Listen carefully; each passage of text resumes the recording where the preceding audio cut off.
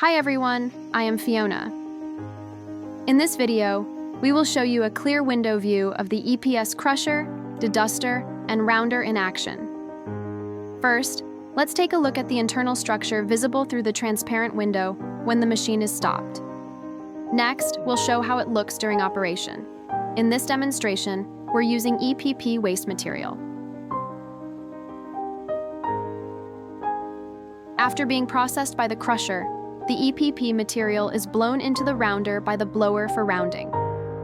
Through the transparent window, you can see the mixing shaft rotating at high speed, with the EPP particles floating in the air.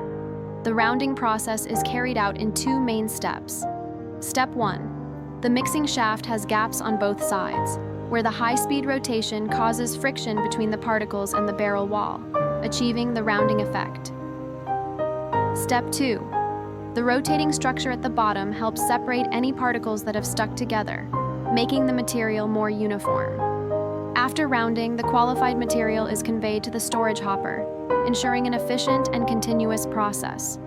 For more information about the EPS machine and EPS mold, please contact us by email or mobile phone. We will be happy to answer your questions. See you in the next video.